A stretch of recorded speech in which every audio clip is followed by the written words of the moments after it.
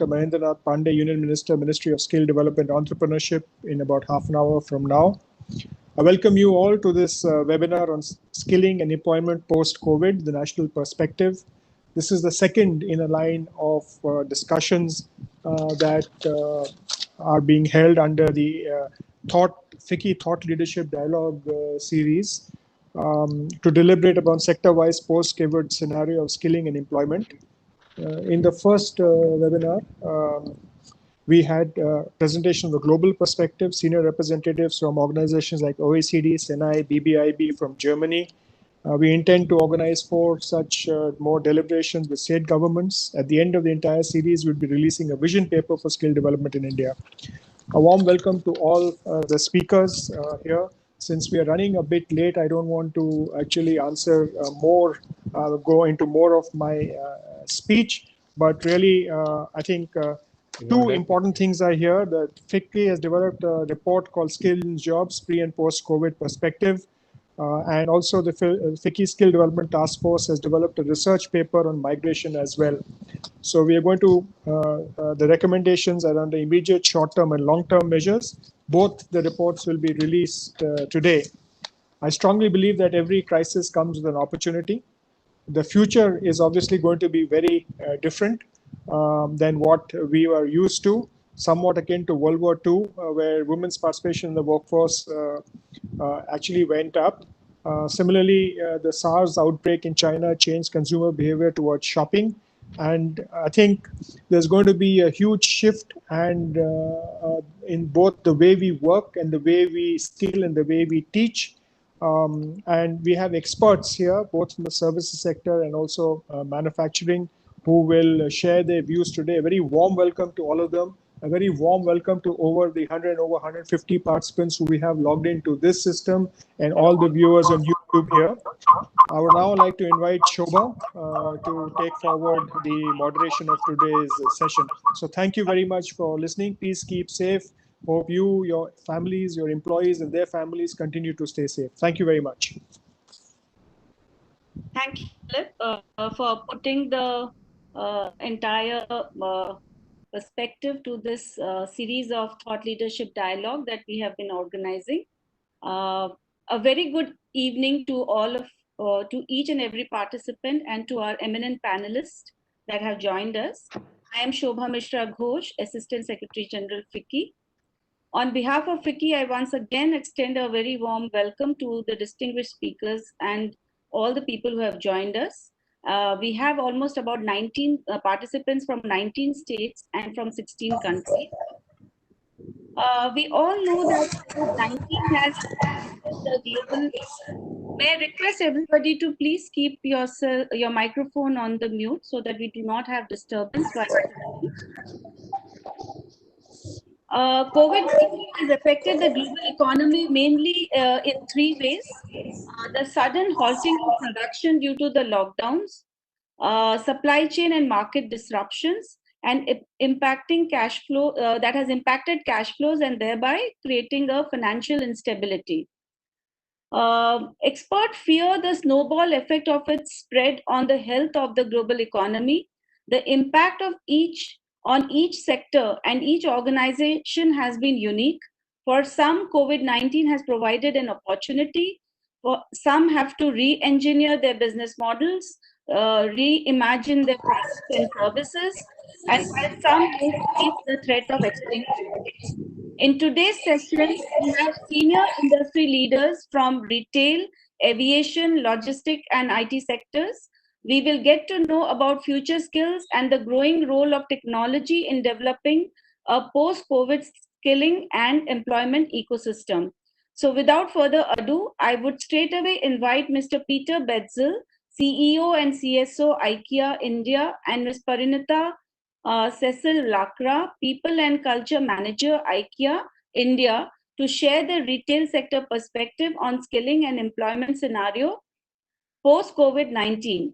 Peter has an in-depth experience in driving business growth in different markets and has ambitious plan to lead the IKEA India. Under his leadership, Germany became the best performing IKEA market for many years. Parinita has extensive experience in human resource of over 15 years in the retail industry. She has been a part of IKEA India's startup journey since 2014, contributing and delivering to the people strategy, setup of the people and culture function, developing and growing teams, leading global transformation, and strengthening the equality, diversity, and inclusion agenda for IKEA India. Thanks, Peter and Parinita, for joining us, and over to you for your presentation. You need to unmute yourself. Okay, now can you hear me now? Hello. Hello, everybody, and thanks a lot for the invitation to participate in the today webinar and this meeting. Very exciting for us, I think, because of, let's say, it's the first time maybe where we all sitting in a kind of worldwide and global, we can call it starting crisis with the COVID situation. It's not dedicated to a country or to a sector or to a company or to a certain amount of people. I think this is where we're all sitting in the same part, and everybody has a certain outlook, has an impact on his personal life, on people, and on business, and on the sector. And I think everybody is very eager to see where we are, and also to see what can be outlooks for the future. And also when we talk about people and business, I think this is very demanding. But on the other hand, also I would like to start from an IKEA perspective to say where we are. We are now in India. And during the lockdown, we have a store open in Hyderabad. We have been up and running Mumbai online, Pune online, Hyderabad online. We have warehouses in Pune. We had offices in Gurgaon, in Delhi, and in Bangalore. All was closed. So from that perspective, we suddenly from one day to the other, it was closed, not during the lockdown. What is very important in that situation that goes through and that will continue, I think it's about people. Safety, health, and well-being of people. Is it your coworker? Is it your consumer? Is it your business partner? Is it the people working in your supply chain? Is the people working in your manufacturing? This is the number one priority, and this is number 1 till number 10 priority. And I think this is very important to underline, and that will remain also from our perspective. We have been now reopening all our businesses, but in a totally different way, and that gives us also an idea what could be the new world, the new normal we are talking about. But what we can all agree, it will be quite different from what we had before, and will be much faster when it comes to change and adaptation. And we call it a bit leading it ourselves, the business also a bit in the unknown, with a bit of a daring on that way. We are a retail company, we are a home furnishing company. So let's say we are starting with a fantastic vision that we would like to contribute and create a better everyday life for the many people. That means we are a people company. We have in principle a humanistic approach, and our values, our culture are based on that. We're talking about diversity, we're talking about inclusivity, we're talking about gender equality in itself. We are innovative, we are positive outlook. So even when we're sitting in that situation where we talk about the many people with our business idea and the people idea, I think this is something in our DNA to stay where we are, very close to people, caring for people, looking on the changes, what we have in the new normal, but also caring and looking for the positive humanistic approach in that. So we are a positive company looking forward. Our CEO globally, he says, we love problems. I think that might sound very maybe in that situation. I think this is something which is explaining a lot. Loving problems means that they can come out of that maybe with new business opportunities. That means when we're talking about our business, when we say we love home furnishing with a range we are building ourselves with our suppliers and also with our consumers and doing business, the home has become much more important. I mean, we all see that all around the table. We're sitting almost in our home. We are working from home. So the home has become, we experience the home as with a new level of engagement in living spaces. We have been all working in offices or in other sites or in stores, and now we are working from home, which is very exciting. And most of us are working from home. So we have been discovering that we are engaging with our children at home. We are cooking, we are cleaning, we are relaxing, we are sleeping, we are spending much more time with the family. The home became a playground, a conference room, an office, a kindergarten, a restaurant, a gym, a school. Maybe the balcony, as far we have it, has become the way to outside, to look on outside. So home was always emotional, but it's more predominant now. So that is something what we see also for us. What we see that, and as we have a huge interest in people's life at home and dedicating to that, we see that as a part of the new normal, that the home in itself is becoming more important. And for us, being in the home furnishing business, and everybody being in the home furnishing business who can contribute to the day-to-day life in the new normal, I think sees a lot of opportunities here. Affordability will become for a retailer much more important. Affordability not on any price, but affordability with a meaning. That means affordability with with a good quality, but also with the sustainability. The way you're presenting, the way you're manufacturing, designing your goods. So sustainability has become a very, very important part, starting with the health and the well-being. But we know that the challenges when it comes to the planet, circular business, circular economy has become very important. So starting from our vision, and then to underline that we have been as a company even more underlining how important is it that our purpose is to have a positive impact on people, on society, and the environment, because this will be for essential for the future. Not just doing business, it can only be done with a positive impact on people, society, and on the environment. Otherwise, it will be very difficult to connect really to people's needs and the environmental needs.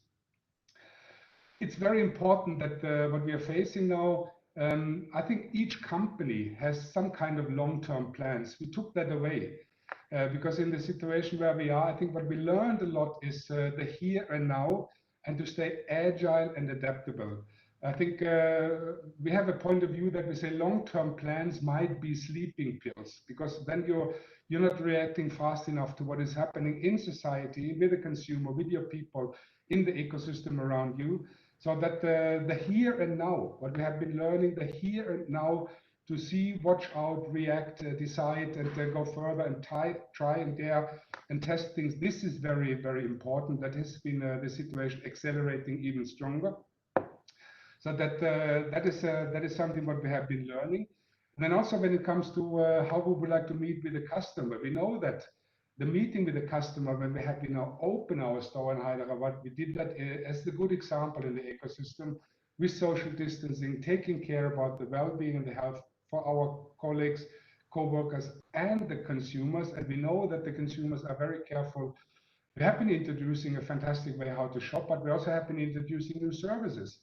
So it's the contactless click and collect. So you can order online, you can collect it in the parking lot in our store. You don't need to come to the store.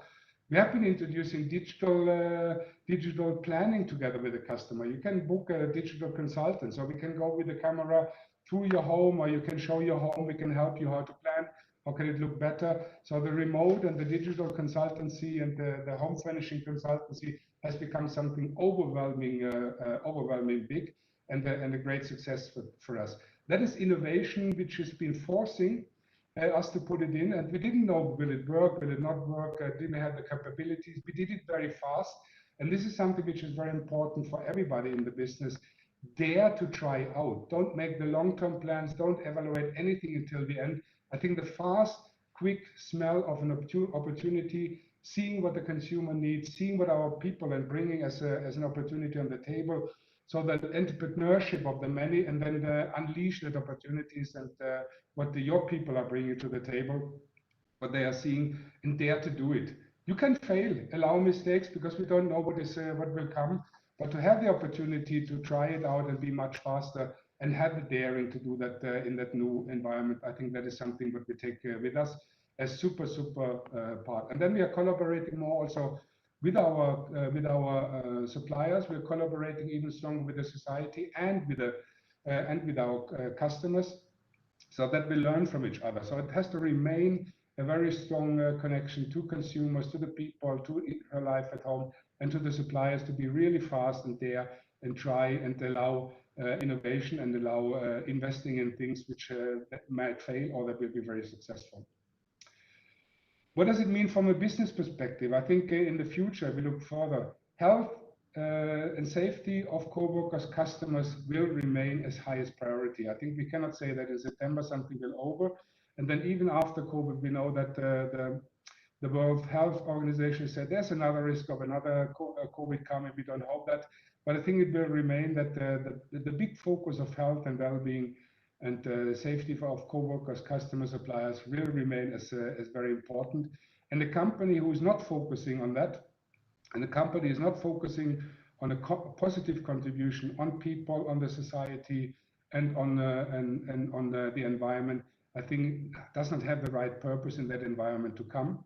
So that is something which is very important. And then innovation, rethinking day by day, learning day by day, rethinking innovation, very, very important. So we need to stay agile, we need to stay fast, and we need to adapt things as they evolve. Either we know them or we don't know them. We will have more touch points in Mumbai, we opened Bangalore. So that is also something, accessibility. Online plays a big role, but also what plays a very big role will be new, smaller meeting places, the big meeting places, the smaller meeting places. So people can quickly adapt and meet our range and meet our people. That will remain as very important. And then grow the business and grow the people together in a new sentiment and an environment, and dare to lead and dare to be a human being.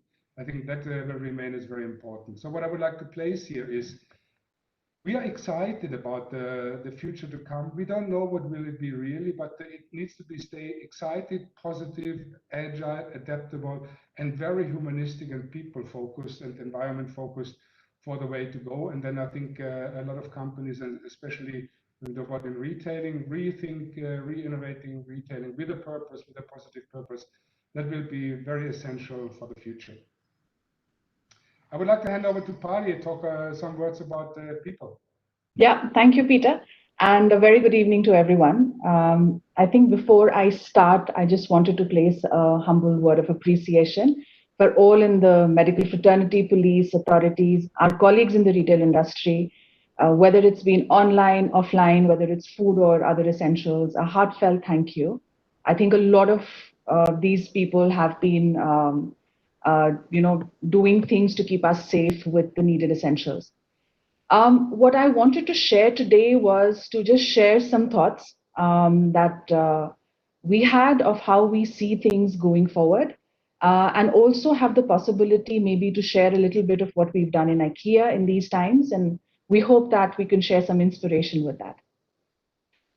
Like Peter said, and like Dilip also mentioned in the introduction, the world today is in an exceptional situation. The impact of COVID crisis on business and people have been quite unprecedented in every possible way and in every place actually around the world. In times like this, at IKEA, we took a strong responsibility of keeping the safety and well-being of our co-workers and customers as a very important priority for us, and not just only protecting our business in these days. And today, as Peter mentioned, we were in complete lockdown across the country. And after many, many days, we've now started slowly to reopen our business with the support of our co-workers who are doing their utmost to have a safe workplace for themselves as well as for our customers. Like every company in the world, our business was also hit. We also had to pick ourselves from there. We also had to adapt. We also saw the need to invest and also let go of methods which no longer work for us. How we see it is that there is a lot of unknown, but what we believe that is together we will be able to lead and navigate in this unknown as long as we're doing it together. So giving that context, I think before we get into what happens and how does the, let's say, the skill and the employment landscape look like post-COVID, I just wanted to share some top of mind trends, maybe 2 or 3, which emerged during COVID from a people aspect. The first one, and I think a lot of companies saw it across industries, rapid digitization. Whether it was taking business online, whether it was learning online, whether we were hiring online, whether we were onboarding online, work from home, meeting our customers digitally, giant steps were taken towards digitization. And one of my colleagues actually shared this, and I share it with you, that what we had achieved in these few days and weeks of rapid digitization because of COVID, maybe we would not have achieved it in the months and years in pre-COVID times. So rapid digitization, which happened across industries, both from a customer perspective as well as in terms of ways of working internally, I think that's a trend, and that's going to continue to stay. Upskilling and reskilling was another trend which came across quite strongly. Whether it was new selling channels, some companies jumped onto e-commerce when it was not actually, when they really didn't, let's say they didn't have it as an offering earlier. In IKEA, as Peter mentioned, we have click and collect as a new channel, click and deliver. We have that. Even from a learning perspective and working tools, that got upskilled. So we saw co-workers across not only our organization, but as well as in other companies, a lot of upskilling and reskilling, and very quickly all of that happening and co-workers delivering with that. Lastly, the other trend that I would want to talk about pre-COVID, or let's say during the COVID, the positive behavioral pattern of adaptability, agility, and resilience. Whether I think as a society, whether we learned how to live with this infection, whether we are learning how to live with social distancing, or new business channels, or the new payment tools, the digital wallets, etc., or even new ways of staffing. We've seen lone staffing from industries, across industries, even into retail. I think the pattern of adapting quickly with agility and finding solutions is strongly emerging. And in IKEA, we've also ensured that we are constantly training and upskilling our co-workers and leaders on these crucial skills with a lot of webinars that we've organized. So if we just take a look at what lies ahead, and I would just share that this is just thoughts that we are sharing. What we are saying that what lies ahead of us will be what we are calling as the new normal. And from a people perspective, we see some hard skills as well as soft skills which will emerge as necessities for tomorrow. But first, to remember that disruption will be a part of our reality going forward. Today it's COVID, tomorrow it could be a new technology. Disruption has been and will be a part of the reality. So always to maybe keep that with us. Agility, adaptability, and resilience is emerging as a key behavioral and leadership skill for organizations, and not just for organizations, actually for every coworker and every leader. Digital ecosystem, we saw a real jump pattern and trend during the COVID period. That's going to be part of our reality. And whether it's meeting our customers or whether we meet each other as coworkers or how we work internally, it's going to play a very big role in our tomorrows. The other trend that will possibly happen in the new, in the new normal, any kind of upskilling, reskilling, multi-skilling, or also reallocation, that will be part of tomorrow. Shortages in one part of the work, in one part of the organization or industry can get fulfilled by surplus in another. So this kind of cross-skilling or talent exchange would be a trend that would happen. And of course, like always, outdated skills will be replaced by newer skills that would be needed as per industry. There's also a foreseeable possibility of how employment or working contracts could be set up and seen. And actually, not just from a company's point of view, but also from a co-worker's point of view. Traditionally, we've done 48-hour work weeks, but maybe that's not going to be the only way. Maybe there are companies, co-workers, which can also offer more flexibility with 3-day work week or 4-day work week for co-workers going forward as well. Constant workforce development, if I just briefly mention about that, I think all the companies are doing it. They're investing heavily into it or should invest. I think with how tomorrow's will happen and with change being the constant that always is with us, the need for upskilling, reskilling will also continue. And I think that will also give organizations the possibility to adapt with agility in the future. Last two thoughts maybe to share on what would the future look like. An interesting pattern which is emerging, and it's quite less, but I think it would also increase workforce staffing collaboration between industries. And we saw that during the COVID period from across industries, sharing workforce to be able to support where there is an excess, where there is an excess need from where there is a surplus. So I think those kind of collaborations, healthy collaborations, would also continue. And last but not the least, I do think that I anticipate that there, with borders being completely diluted across the world and seeing how different countries and companies are reacting, I do think there would be an anticipated demand for better social security frameworks from the authorities, especially supporting co-workers and companies in difficult times like these. So that's briefly what I had. And to conclude, I would like to share a quote from our founder, Ingvar Kamprad, and I think it's very relevant to our times that we are in. He used to say that a crisis brings out the best in us. So let me leave that thought with you. And with that, I wish each and every one of you the very best of health and well-being and in your work. Thank you for listening to the sharing. Thank you, Peter and Parinita. I think your presentation was absolutely very comprehensive.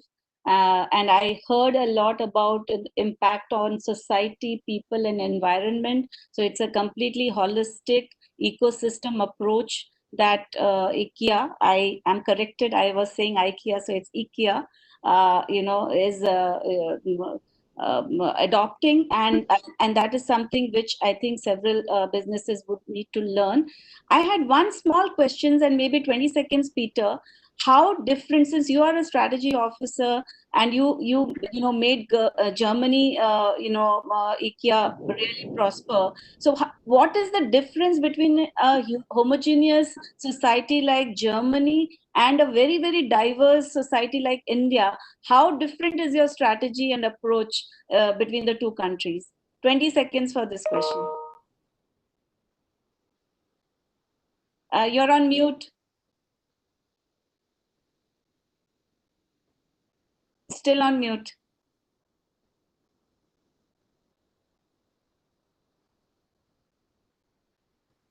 Can you hear me now? Yes. Okay, sorry. In principle, when we talk about the many people around the world, and that is what we all have in common, they have is the majority of the family. They have thin wallets. They have limited space. So in principle, and this is accumulated even stronger in India. The people in India have even less money, even thinner wallets. The families are even bigger.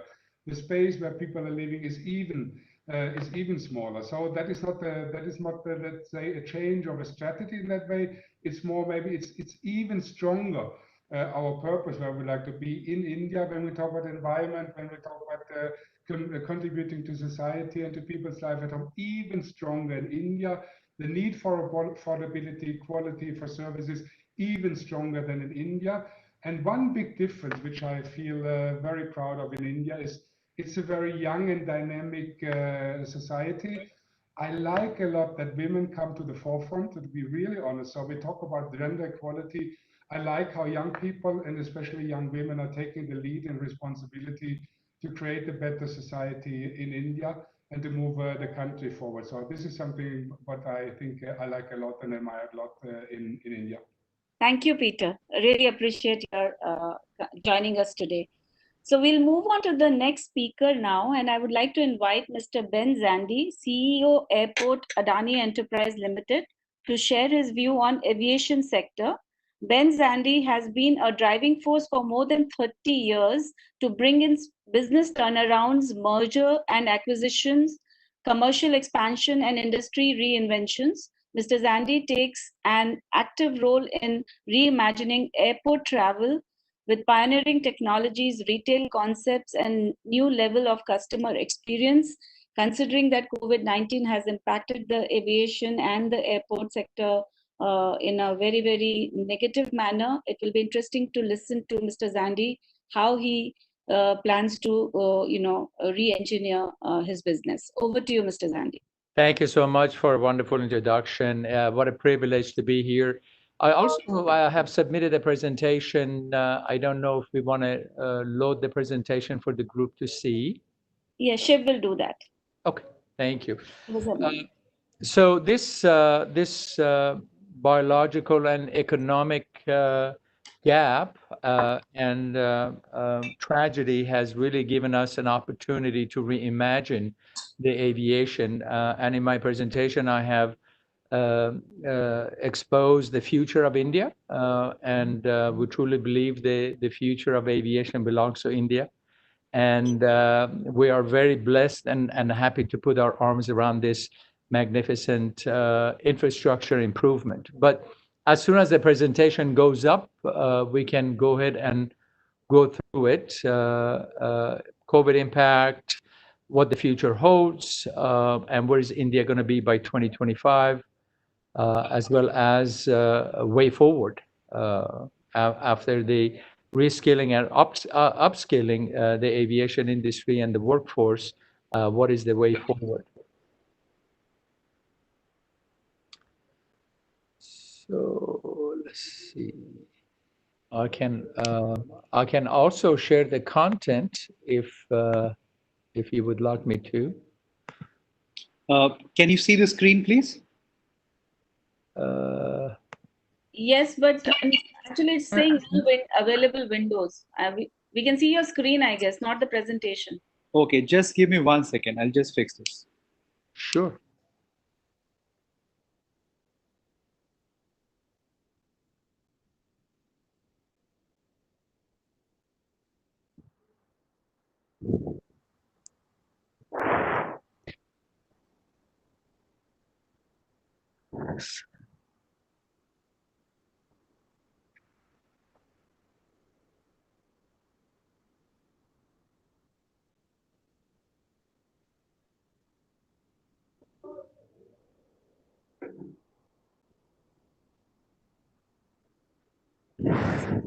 Mr. Zandi, but I think there is a little bit of a challenge over there. It will take about a minute or two. Maybe you can share some of your, Would you like me to share the content? If you can. Sure. Do you want, have you given him the rights to share the? You are now, let's see, share content. Let me know when the content is visible. Yes, it is. Go ahead, please. Thank you so much. Of course. Okay.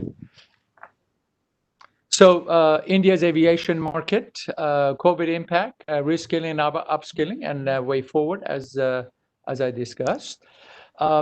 Strong growth indicators. So the highlights of India aviation market, we are poised to be the third largest global aviation market by 2025. And that has been confirmed by the ACI Asia, which is a tremendous position to be in. That means we have 5 years to be prepared for that supply and demand and improve our infrastructure. So we make sure that we are positioned to satisfy our growth and be the third largest globally. Economic shift. Middle class centered in the cities will grow to 40% of the entire population by 2025, and that would put India in the world's 5th largest consumer market by 2025. So having said that, again, this is a tremendous shift that the middle class is growing, and there's going to be a consumer-based shift, there's going to be economic-based shift, and we have to get ready for that. So we have 5 years to prepare our country to be ready for that shift as well. During the COVID, the government has realized that the infrastructure must meet the supply and by 2025. So they are going to really favor the PPP model, the public-private partnership, and they're committed to auction 18 airports to be privatized. And that was announced by the PMO's office. Airspace management, also the government has realized that we need to revitalize the aviation and make sure that the airlines survive the COVID and post-COVID for sake of business continuity. They are now looking at airspace for no-fly zone to be accommodating commercial aircraft. So there will be a shortest route and distance. So therefore, the flight can become much more economical and less fuel usage. And that airspace management is a tremendous boost for domestic activity and domestic route development as well.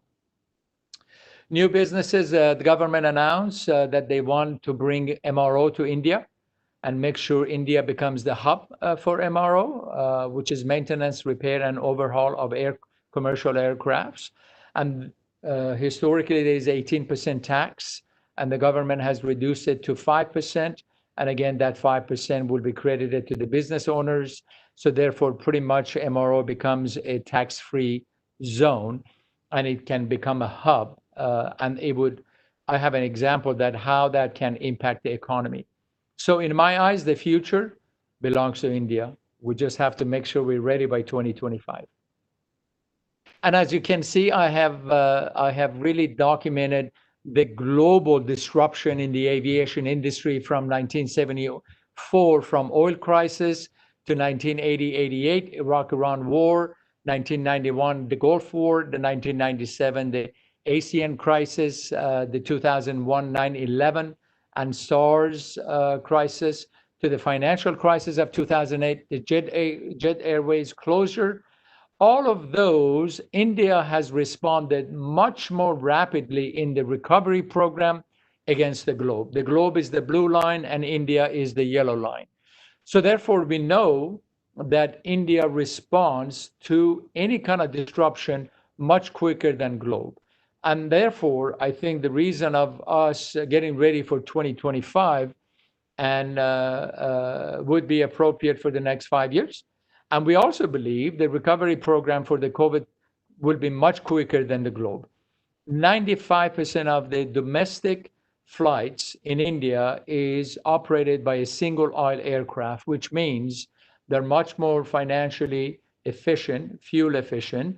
And we believe the domestic flight and the domestic market will recover less than 24 months.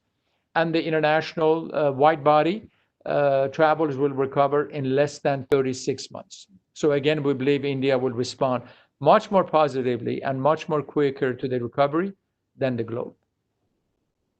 Definitely there's a new world order and we have to adapt to the new normal. And this new normal is now upon us. And the entire aviation industry, including the government, authorities, as well as the airlines and the airport operators, are working together to overcome this gap and to overcome this delta and recover much quicker than anyone else. So therefore, I've created a pattern of how this cooperation from innovation and technology for partnership in the market, organizations coming together, and at the end, all of us to take advantage of this gap and put human first. So therefore, customer experience will become much better than what it was before. Now, how has COVID impacted our industry is very important. To me, digital marketplace, e-commerce, online, digitalizing the terminal, digitalizing the downtowns and the shops is going to have a rapid advance in technology. 5G technology on its way to India, which means the audio and video activation will replace the private devices. The private devices by 2025 will become obsolete. Urban turbine design, which means a station that you can have access to with 700 miles an hour trains, bus, rail, plane, car, all become centralized. And this city center will satisfy all options of travel. And at the same time, it becomes monetized with commercial and non-aeronautical revenue activities as well. Now that the airlines are struggling for revenue, they're very much open to talk to airport operators for sharing the customer passenger profiling. So when you buy your ticket, your profiling becomes important for us to service you from your home all the way to the plane and all the way to your destination. So you can have a contactless journey. And imagine the bags are picked up at your home, delivered to your hotel at your destination. Your digital boarding pass is done at home. Your facial recognition is done at home. When you walk through the airport, you get to the terminal. So technology is going to play a huge role in aviation market, we believe, before 2025. Therefore, technology, automation, artificial intelligence, all of this is going to bring operational efficiency, is going to optimize the OPEX, and is going to push innovation. Having said that, all of this will also create a policy intervention. So therefore, the government can play with be on the same page with us and create this policy interventions, which enhance is going to, the outcome and the output will be economic shift, diversity in revenue streams, artificial intelligence, technology versus human capital, what role each section is going to play, and that human capital reskilling and upskilling is going to be extremely important to gap the next generation productivity. Contactless experience, targeted product offerings. That means we're going to focus on audience of one rather than mass production and mass audience satisfaction. Virtual reality marketplace and evidence-based decision-making with live KPIs, live dashboards, and live business intelligence that we can make appropriate decisions. Advancing technology will move at the speed of light, and therefore we're going to have to be prepared for that. Let me see if I can get to the next slide. Somehow this is there you go. Okay. So what do we expect India to do? That we want India to reinvent its economy and planned investment for the country.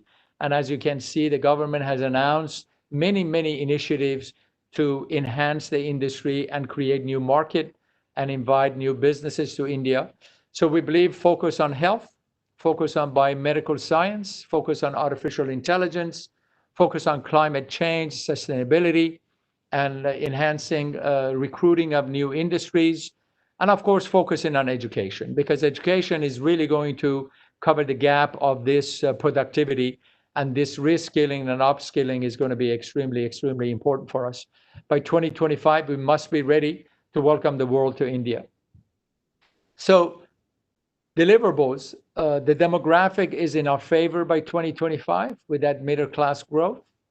Maximizing the wallet share for our country is upon us by 2025. Seamless technology adaptation is a must.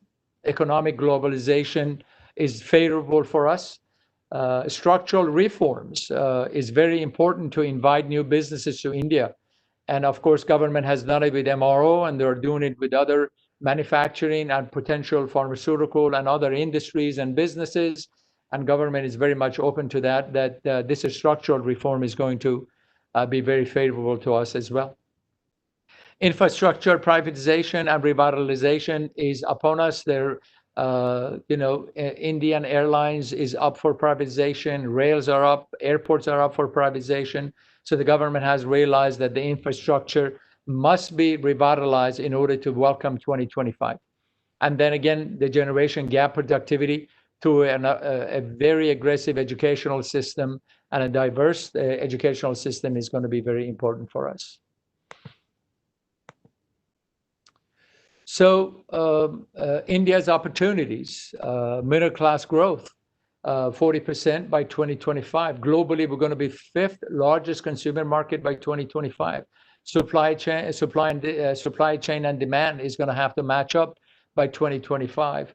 Education, I firmly believe we need to outreach to our population, to our villages, to our local communities, and enhance this educational offering for upskilling, reskilling, however we want to approach this. We want to accommodate the emerging market, and at the same time, we need level 1, level 2, level 3 education. So I know we need MBAs and we need doctors, but at the same time, we need the level 2 and we need the level 3, because the productivity is going to have to be enhanced on all levels. And today, if you look at it, India does mass production on engineering, medicine, MBAs in businesses, but we also need to focus on L2 and L3 as well. Economy, GDP, we are to reach $5 trillion by 2025. So our GDP is going to be very important and a tremendous impact on the globe. Globalization is going to follow that GDP of $5 trillion by 2025. Structural reform is called, and the government has realized that as well. Again, infrastructure, PPP is upon us on every part of the infrastructure, including aviation. Speed to market is very important, and India has dedicated that. We, as Adani Airport, have won 6 airports last year. Government is going to auction 6 more this year and 6 more next year. So also speed to market. We are ahead of the world. PPP is not very much favored in the US or other part of the world, but in India, we've been smart and we're getting ahead of the time. Social responsibility, obviously, it has to be upon us. We're going to adopt that. Nation building, sustainability, environmental issues, are extremely important for us, and those are going to be top priority. Way forward. The way forward, this multi-channel of biological threat, health, economic challenges, as well as generational shift, all of this has to be on top of mind for our businesses, our industries, and our government and our partners for the next 5 years. This population shift and productivity gap is going to be matched with reskilling and upskilling. We have to do that now. Economy, the digital marketplace, the business continuity plan, adaptability, cash flow management, global competition, free trade, tax-free zone, all of this has to be considered for the next 5 years. Again, education is going to have to focus on accessibility, online offerings, organizational and individual training platform must be created. In Adani airports, we are going to have a aviation academy. We're going to provide training on all levels of the aviation. So we believe that our academy is going to become a hub in India, and others will come to our country to get training, to go back and pursue their career in aviation, or to stay in India and grow with us in aviation sector. So R&D and innovation is at the speed of light today, and every industry is looking at digitalization, technology, contactless. This intellectual property also, I believe, belongs to India. And training and incubation, reskilling, upskilling must happen in our country, and we need to focus on that for the next 5 years. The future of re and upskilling businesses, technology is going to focus on competency, capacity, capability, and partner management. And partner management is the most important part of, after we get our education, after our competency comes in, after our capacity comes in, and our capability comes in, partner management is tremendously important. How do we all work together to get our country ready by 2025? I use this simple example here for MRO. Since the government has enhanced the taxation and a free zone taxation for this market, and aerospace management study, both this combination is going to create a key initiative platform for us, which means we are poised to recruit global companies to come to India. And we are poised to be a hub for maintaining, repairing, overhauling commercial aircrafts globally. We are positioned to also offer cabin design and fabrication of commercial aircraft. Again, we can invite global companies to come in India and get that services from us. Having said that, manufacturing can also become an opportunity in this country, which means we can build engines for aircrafts. We can build the interior cabin for the aircrafts, and we can go into many sectors and also focus on Aviation Academy Center that I alluded to earlier. So all of this will push the aviation industry to grow as well. Bring this back and then go to the next slide. So that was the 15-minute allowance of my presentation. I hope it was helpful, and I'm trying to get back to the main picture, but let's see. Thank you, Mr. Zandi. I think it was an excellent presentation, and it gave us deep insight as to how India can become Atmanirbhar, which is the Prime Minister Modi's vision. And you actually laid out the entire roadmap, not just for aviation sector, but I think for the entire economy. And I liked the sentence which was written in your last slide: expedite the future, human first. And this is something we are listening to repeatedly. We heard it in the IKEA representation as well as in yours now. And what we are hearing is reskilling and upskilling is going to be a major, thrust. And so therefore, a message to the government is that we need to move from level 1 to level 4, 5 skilling that we have been focusing on, and we need to move up to level 5 onwards so that we can upskill our workforce.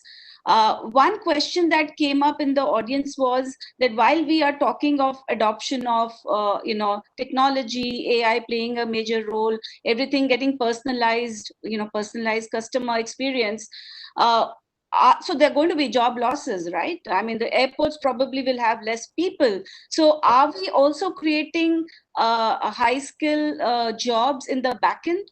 Could you throw your perspective on that? So as I indicated, is how do we manage technology versus human capital? As you indicated, our population is growing, our middle class is growing. So where can we focus and shift our level 1, 2, 3, 4 human capital? Number one, we want to get the intellectual property belongs to India. So innovation R&D, we can create that and we can own that intellectual property and we can license that intellectual property globally. So therefore, we need to shift some of this reskilling and educational system to create innovation and R&D here in India. Unfortunately, for the past 10, 20 years, we've lost a lot of our human capital and smart brains to globe, and they left the country and they never came back. It is our duty to reimagine that again. And how do we keep them here? Once they reach that level 1, how do we keep that human capital in India and make sure that they stay with us through this growth? Number 2, if we can introduce new industries to our country, that means manufacturing also will become an opportunity. When manufacturing becomes opportunity within that industry, you're also going to need level 1, 2, 3, 4, 5 as well. So holistically, we need all levels. You're absolutely right. But from a strategy standpoint, where do we start? I think our education system must be so progressive and so proactive that touches our villages, our local communities, and focus on offering educational system level 1, 2, 3, 4, 5, so then we can be prepared 5 years from now. Because I promise you, if we don't take that action, we will have a productivity gap by 2025. Absolutely right. And so we need generational reforms in education sector, and that's a given. Thank you so much, Mr. Zandi. We really enjoyed your presentation. Thank you. We'll move on to the next speaker now, and that is, may I invite Mr. Ajit Pai, Chief Operating Officer, Delivery, to share his views on logistics sector. Ajit manages the efficient functioning of deliveries network, ground operations, engineering, and front-end workforce. And we have seen in the recent time, logistics have played a major role. So over to you, Ajit, for your presentation. Yeah, thanks. Thanks for the opportunity. I've been listening to the presentations and the views from different people on the panel, and I should say that this is indeed a very, very educative session for me personally, to learn about what's happening in the airports, to learn about what's happening in retail, because ultimately these are all the industries that we cater to, or we have a collaboration with. Just in terms of, I'm not sure how many people will be familiar with delivery, or how many people have heard of delivery, but we are India's largest supply chain company. We span the entire logistics space, from online to offline. We started about 9 years back as a startup in this space with a simple motive, which was that the group of founders who started delivery felt that the Indian logistics sector was not really driven by technology, and the biggest differentiator in logistics and supply chain would be the use of technology and data science to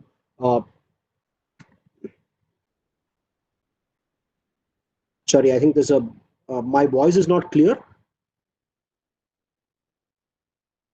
No, Ajit, you are clear. Go ahead.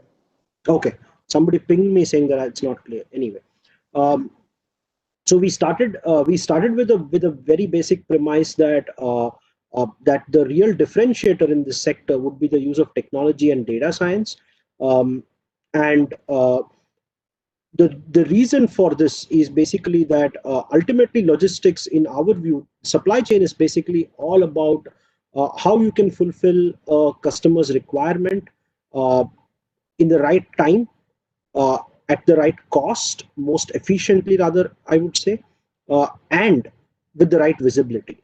Right? These are the three. When you boil down everything that we do, these are the three things that we ultimately bank on to create a sustainable advantage. And every single element of how this all comes together ultimately boils down, in our opinion, to how well we can use technology and the data that one generates to be able to create the right differentiation on all of these 3 points. Today, 9 years on, we're India's largest supply chain company. We move and deliver about 1 million parcels a day directly to customers on the B2C side of our business, and we operate facilities of close to about 10 million square foot, which cater to both the B2C side of our business and the B2B side of our business, which again is responsible for moving well over 100,000 tons of cargo every month. So that was just an introduction to delivery. I think I will move on to the topic of this discussion, um, uh, in terms of how we feel, what changes we have seen in the logistics sector with the onset of COVID. I think COVID has been a disruptive moment for the logistics sector as much as it has been for various other sectors. The challenges, though, are obviously very different. I think the what we have seen over the last 3 months, and delivery was one of the only logistics company to be operating all through the lockdown in full compliance of all of the rules and regulations. And it wasn't very easy to adjust to this new normal. The first thing that happened obviously was that demand patterns changed. So where our network, our infrastructure was sort of set up to cater to a certain demand, we had to very quickly retool the network to cater to a new set of clients, to cater to different kinds of loads from the existing clients. And there were a whole lot of challenges on the ground in terms of what was allowed to be delivered in which areas. So in different phases of the lockdown, obviously, essential, non-essential goods were differentiated. What all of this meant for us was that we had to make a lot of changes on the fly. And this is really where all of the investment that we had made in technology over the years really paid off for us. It underscored the importance of actually operating and sort of, of investing in the technology. Just as an example, some of the things that we had to do in April, between between the 27th of March and the 2nd of April, we had to retool all of our systems to be able to differentiate essential and non-essential goods by description, and to actually guide the movement of these goods in different ways and to different places depending on how the regulations were set up. Sounds a little easy, but when you're moving hundreds of thousands of parcels a day through the same facilities, it's fairly, I would say, that there is an element of rocket science to it, and that is where the technology the flexibility of the technology that we had in place really helped us. The same thing was also applicable in terms of how we could efficiently deliver at the last mile. Containment zones came into being at that point in time. There were many sort of changes happening on the ground in terms of what would be denominated as a containment zone. It would then go away after 15 days, but customers from all of these places were still wanting parcels. So on one side, we had to work with the authorities to make sure that we were completely aware of what was happening on the ground across the entire country, across 18,000 pin codes. And on the other hand, we had to make sure that our workforce also knew exactly how to deal with different kind of deliveries. If they had to deliver to a containment zone, how could they do it? How would they identify one? If we had already delivered once to a containment zone, how would we use that data to set up an appointment with a customer. Typically, for let's say, for example, what was a doorstep delivery 100% of the time became in 10% of the times a non-doorstep delivery, where we had to actually take an appointment with the customer to come out of his house and come to the edge of the containment zone so that he could take his parcel, which he required because he was ordering essential products like medicines and grocery items, etc. Right. So I think the big differentiator for us here, as compared to many of our competitors, or turned out to be the fact that we had the technology pieces in place. I'm not bringing that up to sort of say that was the key element, but I think overall what it underscores is the fact that in the supply chain and logistics space, in the new normal, with things becoming more volatile, both in terms of demand and supply patterns, the ability to adjust and readjust your network to be able to deliver the service that you need is now even more dependent on technology and data sciences than it ever was. In a non-COVID world with relatively more, I would say, relatively less volatile factors, probably technology would have been a differentiator from a customer experience and a cost standpoint. Now it is also turning out to be a real differentiator, in the sense that maybe you cannot even conduct business if you don't have the right technology. So I think that's really one of the biggest differentiators that I see for the logistics sector. The second part of, I think, of what I will deal with is with regard to what is and will remain the largest input into supply chain and logistics, which is people. Right. Just to give you a statistic, delivery as an enterprise today has close to about 40,000 people directly and contractually employed with us. In addition to maybe another 60 to 70,000 partners, which would include trucking partners, drivers,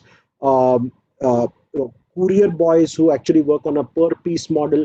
When you put the entire sort of chain together, we're talking about 100,000 people who are more or less directly either employed or contracted by delivery, of which close to 40% is directly employed or contracted staff with us, and at least about 60% of that 40%, so it's about 25%, is mostly contractual staff. Now, the reason they're contractual is because of the historical way in which logistics has worked, in terms of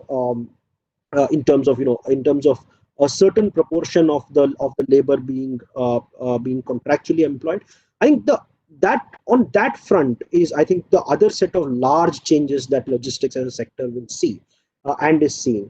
What happened through the lockdown period was that we did have a lot of people who were migrants into the cities and operating in our facilities did go away, because there was a huge amount of uncertainty in terms of how they would, in terms of their accommodation, in terms of whether they could get back home, whether they could send money back to their families, etc. Right? I think what that sparked off, at least within our team, was thinking and discussion on how do we see the employment model in logistics going forward. And the answer that we are learning and we are adapting to is that it is going to be a drastically different environment. What are the changes that we see? I think I'm reminded of. I started my career in the real estate sector in Mumbai, and one of the things I'm reminded of is that all of the older textile mills in Mumbai, which are now sort of in the Lower Parel area, used to have worker accommodation, chawls built in for worker accommodation. I think what we are going to see in the future is some of this comeback. I think India as a country, a lot of the economics heft of the country, and hence the jobs in the service sector, especially like in the case of logistics and supply chain, do lie in the periphery of the major cities, and the workforce that we need to bring will be people from from the villages, from the smaller towns. I think that is not going to change because that's how availability is. What has changed though is how we need to manage them. What is it that we need to provide? I think as a logistics and a supply chain provider, um, uh, it is no longer about just getting the people for us. It is about how do we get the people, how do we make sure that they get a quality of life uh, that allows them to work in a safe and secure environment, but with the company, with us taking care of all of those things which earlier they would have somehow managed. So things like accommodation, transport, in facility living, all of these have now become, I would say, they have become, they will become very, very important in terms of being able to manage an operation. The fundamental difference is that in the earlier scenario, uh, one could separate out these two elements. You had the operating facilities, and you had basically your source of labor, and you had a lot of things that you could do to bring labor, and sort of, they would find their own accommodation, they would find their own transport, etc. Today, in a world where public transport is not a given, accommodation, there is a safety question around accommodation.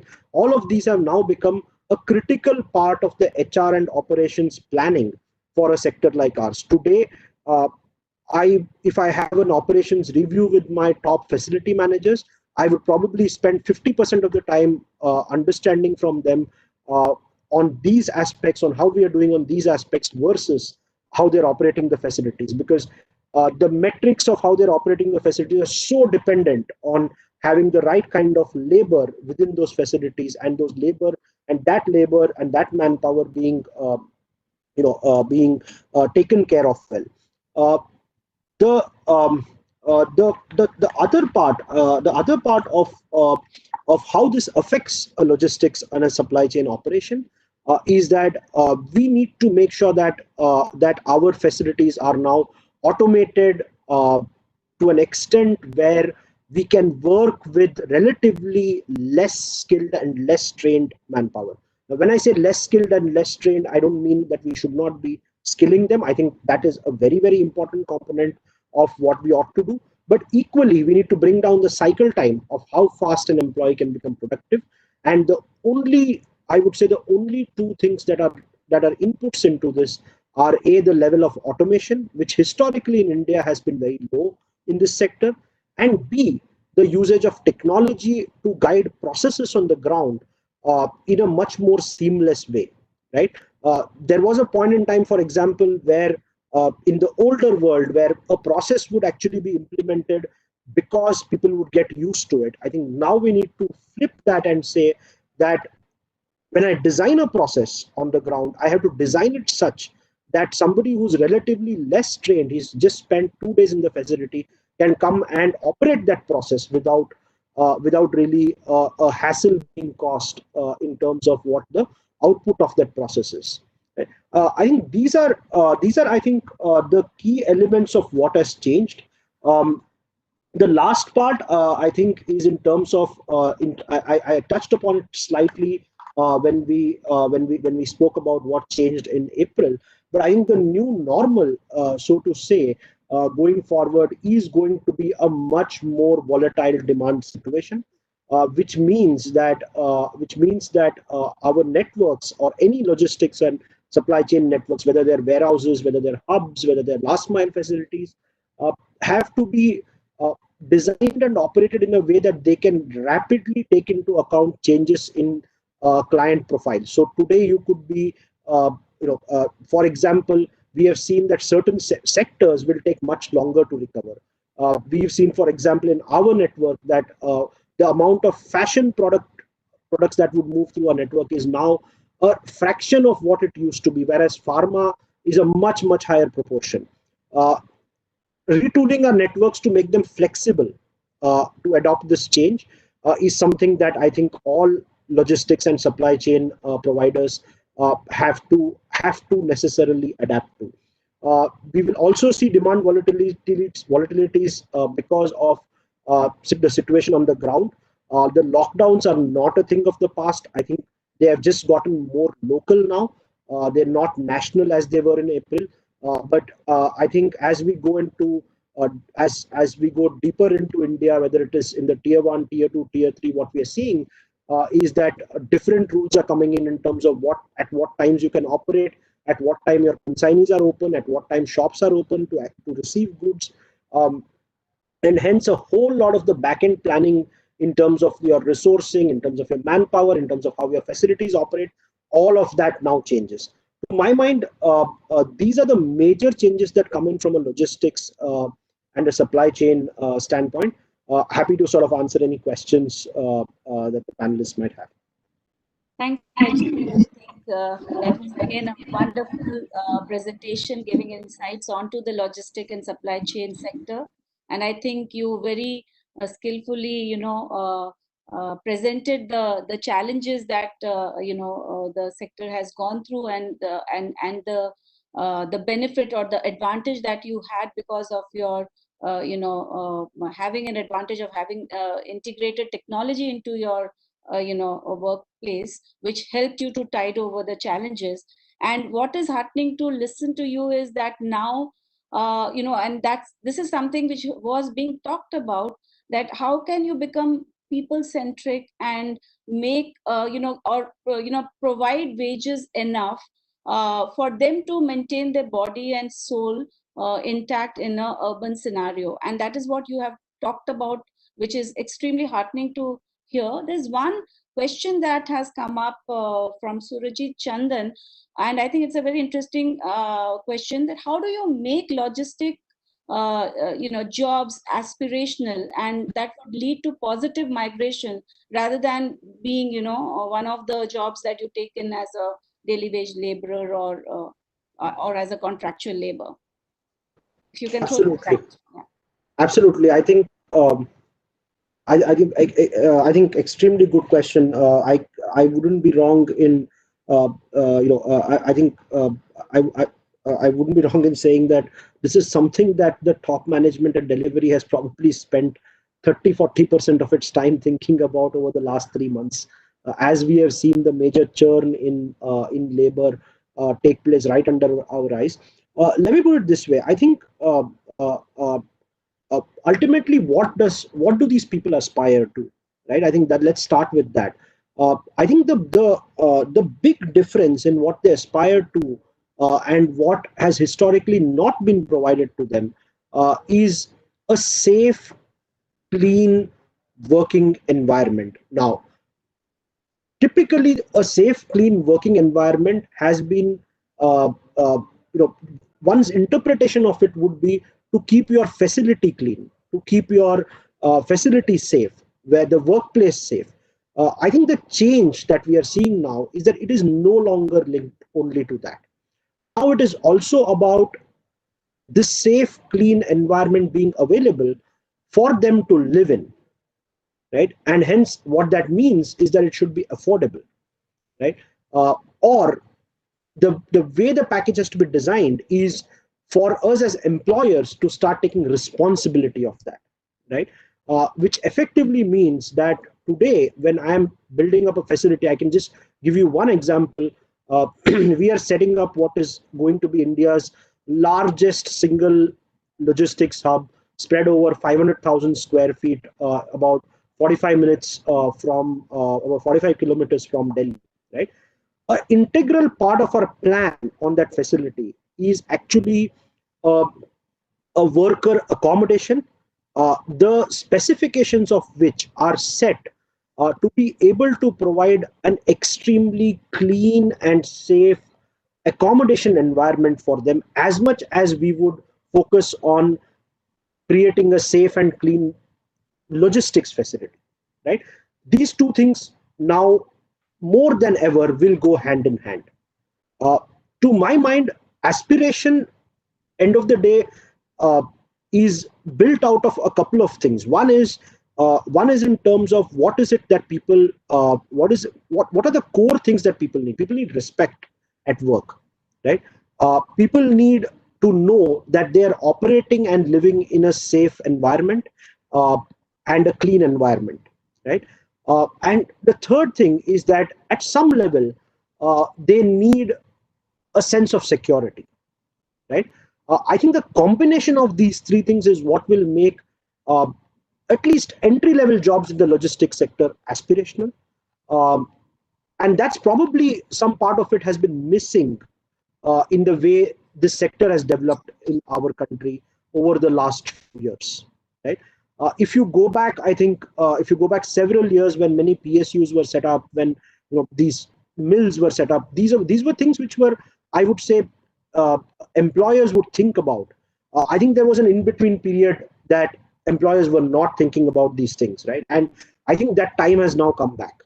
And companies, I think, which will lead on that front will benefit. And more importantly, I think it'll be hard to operate without actually doing that.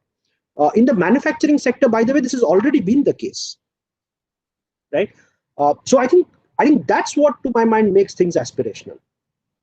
Thanks, Ajit. And real estate is another sector which needs to look into this. They also have a lot of migrant workers. Thank you so much for your insights. And please stay on with us while we move on to the next speaker. I'm very happy to announce that Honorable Minister Dr. Mahendranath Pandey is with us, although he's right now on a call. He's joining us very shortly. So we will welcome him formally once he joins, but we will move on to and request our next speaker, Ms. Nivritri Rai, Chair FICCI Development Committee and Country Head Intel India, to first give her address and then she can formally welcome once she closes her presentation. Well, Nivritri needs no introduction. She is a very well-known technocrat and is known for her sound insights on the ways to leverage exponential technologies, particularly artificial intelligence, in a diverse country like ours. So, Nivritri, we are very eager to listen to you. Over to you.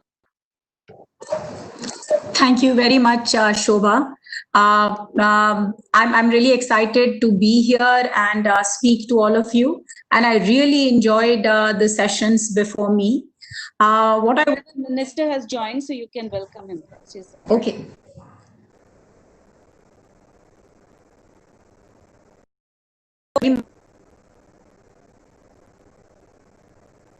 Chief guest को मैं बाद में बताऊंगी कि क्यों मैं इस मौके को बहुत उस मौके के लिए शुक्रगुजार फील कर रही हूँ।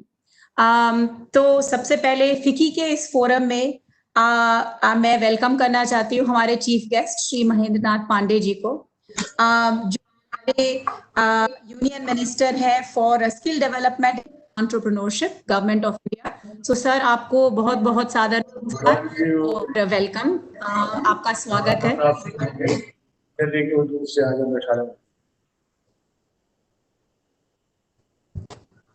सर, सो दो रीजन से मैं बहुत, क्योंकि देश से हूँ और ना कि सिर्फ देश से हूँ, मेरा दूसरा मकसद ये था कि मेरे बहुत सारे परिवार के लोग बनारस हिंदू यूनिवर्सिटी से पढ़े हैं। मेरे फादर ने अंडरग्रेड और BHU से किया, फिर मास्टर्स कानपुर IIT से किया। तो उत्तर प्रदेश में मेरा पूरा बचपन बीता है। सो मैं बहुत खुश होती हूँ जब मुझे बहुत अकम्प्लिश्ड लोग उत्तर प्रदेश से मिलते हैं। सर, तो आपका बहुत स्वागत है इस फोरम में।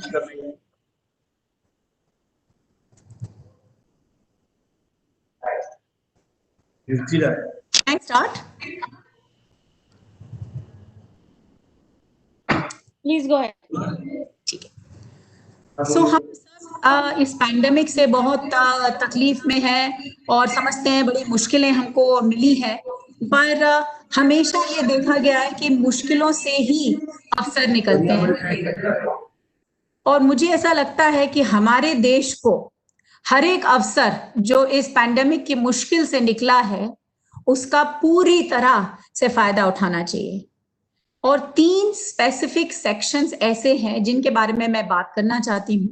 पहला है जो हम सब सीख रहे हैं कि हर कुछ मीटिंग ऑनलाइन होती है, टेली के जरिए होती है, पढ़ाई टेली के जरिए होती है, और हम डॉक्टरों को मिल रहे हैं टेली हेल्थ की टेक्नोलॉजी का इस्तेमाल करते हुए।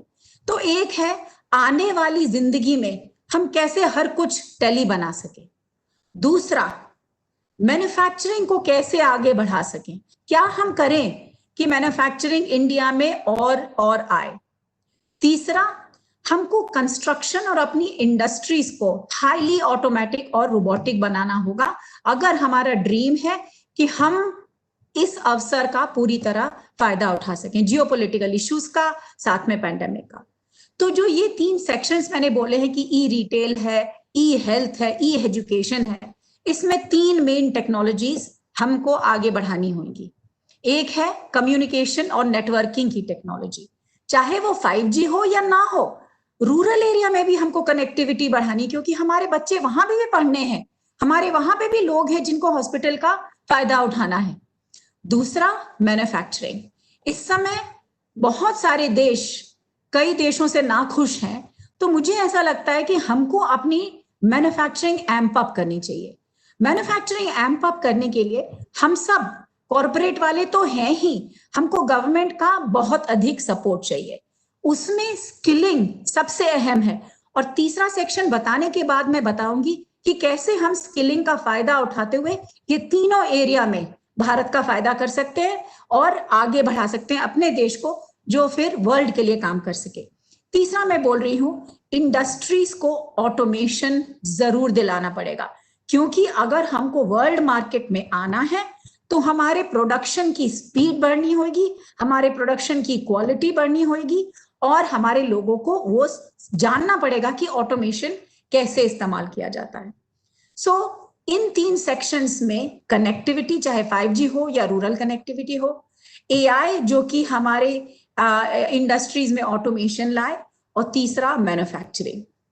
इन तीनों चीजों में स्किलिंग में हम क्या कर सकते हैं?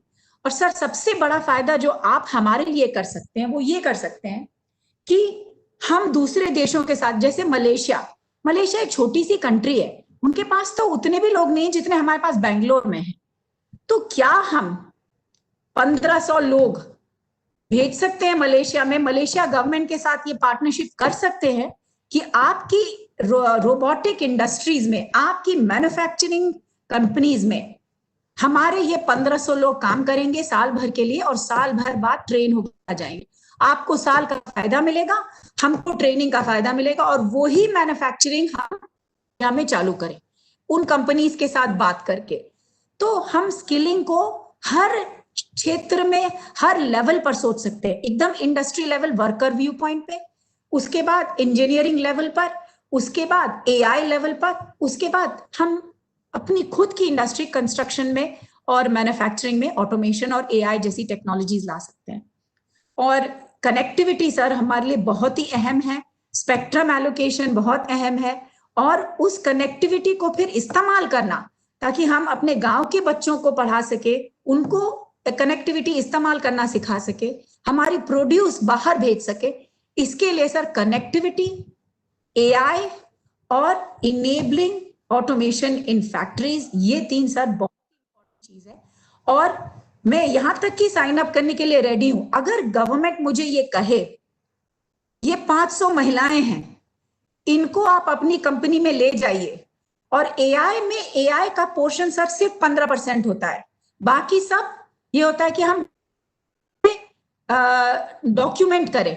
क्या आप एज अ सरकार कंपनीज के साथ बात करते हैं कि ये आप लोग लीजिए, इनको इस्तेमाल करिए एनोटेशन में, AI एनोटेशन में, तो हमारे जो वो वर्कर जो सड़क बना रहे, बिल्डिंग पेंट कर रहे हैं, जो खोद रहे हैं, उनको भी हम सिखा सकते हैं कि अगर ये लाल सर्कल देखो दबा, इस ब्रेस्ट कैंसर स्कैन में ब्रेस्ट कैंसर है, उनको देखकर हमको सिर्फ ये बताना होगा लाल दबाओ, पीला दबाओ, नीला दबाओ। तो हम इस तरह का काम लोअर लेवल से लेकर AI की ट्रेनिंग बाहर भेजकर, तीसरा हम खुद के लोगों को ऑटोमेशन में इस्तेमाल करके बहुत कुछ काम कर सकते हैं। सो सर मेरा बस यही कहना है, और मैं कमिटेड हूँ एज शोभा के पार्टनर के तौर पे फिकी स्किलिंग में, और दूसरा एज इंटेल इंडिया हेड पे। So that's all I wanted to say sir, and very welcome again. और मैं आगे भी उत्तर प्रदेश के लिए कुछ करना चाहूंगी, और आप अपने स्टेट को वापस देना चाहूंगी जहां से मैंने खुद बहुत सीखा। Thank you sir. Thank you, Nivriti. I think that was a very, very passionate speech, and what you very clearly summarized was that communication, networking, manufacturing, and skilling, these are the three threads. If they are woven together, तो हम आत्मनिर्भर भारत की तरफ बढ़ सकते हैं. So thank you so much. Sir, before I request you to give your address, we want to release 2 research reports on two very interesting and important subjects. So with your permission, this will be digitally released. पहला report sir migration पे है, जिसका title है rehabilitation of migrant workers in India. This report has been developed by FICCI Skill Committee, Skill Development Task Force under the chairmanship of Ms. Veena Swaroop, who is the former Director HR, Engineers India Limited. Report aims to provide the context in which the patterns and the trends in migration have been changing in India, the international best practices on internal migration, and recommendations for rehabilitation of migrant workers. Sir, recent migration or reverse migration of migrant workers ने हमें force किया कि हम इस topic पे एक research paper निकालें और कुछ की मुद्दे पे रिकमेंडेशंस दें. तो मैं रिक्वेस्ट करूंगी वीना जी, आप अगर ब्रीफली सर को बता सकें कि हमारे की रिकमेंडेशंस क्या हैं इस पेपर में. Am I audible? Am I audible? Yes, you are. Oh. Hear me? Please go ahead. Okay. Honorable Minister for Skill Development and Entrepreneurship, Dr. Pandey sir, Mr. Chenoy, Nivriti, Shobha, and friends. A very good evening to all of you. I'm really happy to have got this opportunity from FICCI to have done this, to lead this task force of rehabilitation of migrant workers in today's scenario, as Shobha has mentioned. The time was an essence because a very in-depth study would have taken a very long time, but we wanted to come out with our recommendations which could be implemented at the earliest. So for that, we have come out with our primary report, and I'm hopeful that later FICCI would indulge in a detailed study, in-depth study for key sectors. So, but इसमें sir हमने methodology adopt की वो ये थी कि हमने इसमें बहुत डिटेल्ड सेकेंडरी रिसर्च किया हमारे टास्क फोर्स ने. हमने बहुत डिस्कशंस किए इंडस्ट्री रिप्रेजेंटेटिव्स के साथ, सेक्टर स्किल काउंसिल के सीईओज के साथ, we discussed with ILO and also with various social organizations who are dealing with migrant workers. हमने कुछ इंटरनेशनल प्रैक्टिसेस को भी स्टडी किया, जैसे वियतनाम की, इंडोनेशिया की प्रैक्टिसेस, थाईलैंड की प्रैक्टिसेस, चाइना की प्रैक्टिसेस, और ये सब का सार निकाल के और जो हमारा कंट्री की रिक्वायरमेंट्स हैं, and I am happy to say कि आज शाम से जो भी डिस्कशंस हुए हैं और जो जो पॉइंट्स निकल के आए हैं आप देखेंगे वो सारी हमारी रिकमेंडेशंस में हैं. To cutting it very short because time abhi constraint hai, I will just touch on the highlights of the recommendations. इसमें हमने क्या किया कि हमने 3 buckets में इसको डाला. तो पहला वाला है for immediate action, the second is for mid-term action, और जो तीसरा है that is for long-term action, and action by government, by industry, and by the training partners, the skilling partners. इसमें in the major highlights were, of course, government ने बहुत कुछ किया अभी तक फाइनेंशियल सपोर्ट के लिए, पर हमने कुछ और भी फंड्स आइडेंटिफाई किए which could be diverted towards the migrant worker to solve this crisis. The second area which we have highlighted and flagged is that there must be registration of all workers. ये sir already हमारी policies में है पर हो नहीं रहा. तो ये थोड़ा एम्फसाइज किया जाए कि every worker has to be registered, और एक बार वो रजिस्टर हो गए तो कहीं भी कंट्री में काम कर ले वो एक रजिस्ट्रेशन काम आएगी। फिर उसके बाद हमने सजेस्ट किया है कि एक माइग्रेशन सपोर्ट सेंटर्स का कॉन्सेप्ट लेके आया जाए, जैसे हमारी मिशन ऑफिसर्स वर्क कर रहे हैं इन फॉरेन कंट्रीज, इस तरह migration support centre, and these migration support centres will be like help desk in every district level, in the state levels, and they would be the ones who would bring in a structured manner the migration of workers, and also give them a hand holding. जब वो आते हैं cities में, urban areas में, bank account खोलना है, ration card बनाना है, उनके जॉब्स की काउंसलिंग के लिए, तो ये सारा हमने विस्तार से दिया है रिपोर्ट। उसके अलावा हमने ये भी सजेस्ट किया as a long term measure कि एक रोबस्ट डेटा सिस्टम होना चाहिए to be able to track the mobility of workers. Counselling और कम्युनिकेशन स्ट्रेटजी के ऊपर हमने बहुत एम्फोसिस दिया है। उसमें हमने कहा है कि स्किलिंग एंड ट्रेनिंग पार्टनर्स में also come forward, because counselling and communication is very important. Centres बनाए जाएं, और जो कम्युनिकेशन की जो स्ट्रेटजी है, whether it is on you can say on the community local language में, तो इसको भी हमने विस्तार से समझाया है रिपोर्ट में। Thank you Veena Coming ji. to skilling, Veena ji, minister साहब का एक और मीटिंग है, so we have a very short time, so what we will do is we will take some time separately by the honourable minister and go to his office and give him a detailed presentation. Thank you so much for joining me.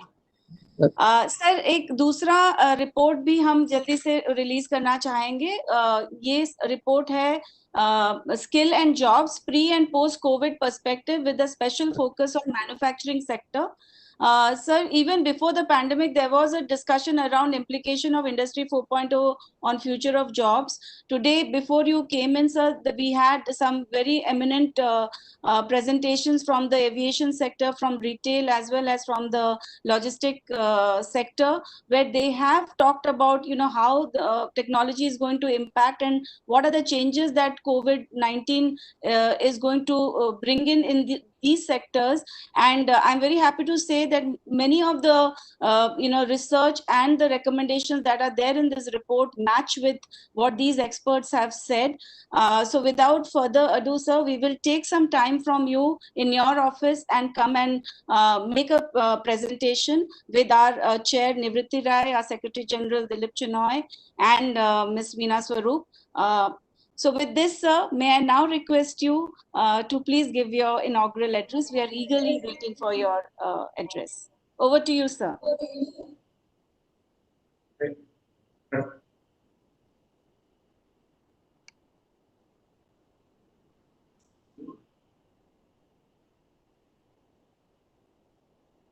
आज के द्वारा आयोजित इस कोविड-19 के बाद कौशल और रोजगार national aspect के इस वेबिनार में जहाँ निवृत्ति राय जी, पीटर बैजल जी, परिणीता जी, बेन जॉन डी, अजीत भाई और दिलीप चिनाय जी, और इसको कोऑर्डिनेट कर रहे हैं शोभा मिश्रा घोष जी, जो लोग इससे जुड़े हैं उन सभी को मेरी तरफ से बहुत मान है, शुभकामना है। मैं थोड़ा दूसरे एक टीम में बिजी था, इसलिए मेरे से पहले मैंने निवृत्ति राय जी को सुना, शोभा जी के संचालन को देख ही रहा हूँ, और वीना जी का अभी एक रिपोर्ट की चर्चा उनके द्वारा सुनी। ये जो जानकारी दी गई है, बड़ा अच्छा सबका विचार,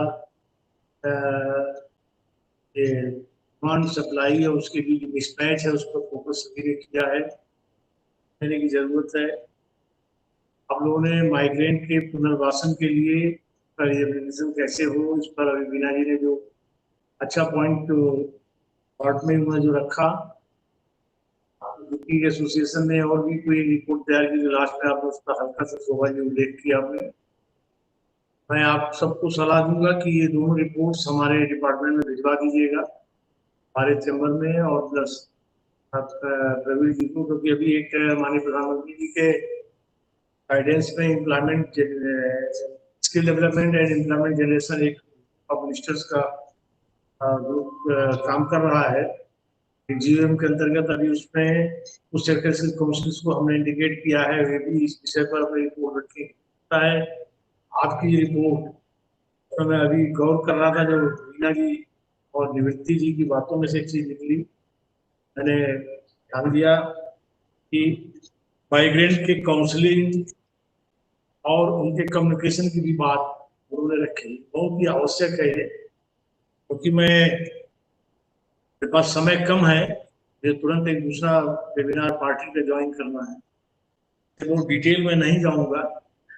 आपको मैं जानकारी देना चाहूंगा कि फील्ड की जानकारियां हैं, मैं शेयर करूंगा फिक्की से, क्योंकि सभी इंपॉर्टेंट लोगों ने अपने तजर्बे से बहुत, और इंटरनेशनल लेवल की जो इंफॉर्मेशन उसके आधार पर मेरे टीम ने मुझे बताया कि आप बहुत अच्छे विचार पीटर बेंजल और परिणीता जी, वेन जॉन्डी, अजीत भाई साहब ने रखा है। तो और आप सबको तो मैंने सुना ही। देखिए, ये जो माइग्रेंट का प्रॉब्लम है, इसमें काउंसलिंग प्लस बिहेवियर एक बड़ा फैक्टर है, और इंटर एक्सचेंज कम्युनिकेशन, इसकी आपने संक्षेप में चर्चा की।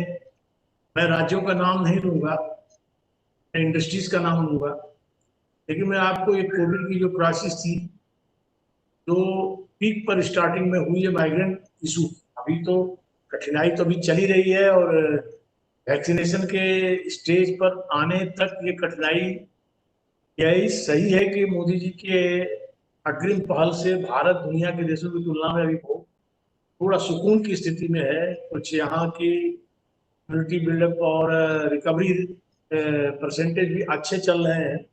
अगर जागरूकता बनी रही, लोगों में लापरवाही नहीं आई, तो ये स्थिति और मेंटेन रहेगी।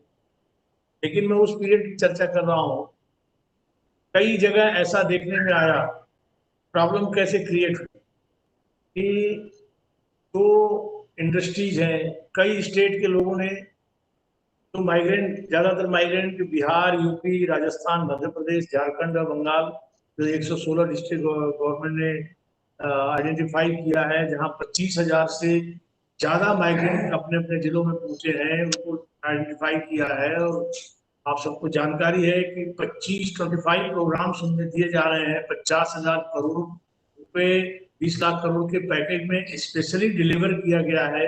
1,75,000 करोड़ अलग से एक सेटअप बनाया गया है। ये सब चीजें भारत सरकार बहुत तेजी से कर रही है।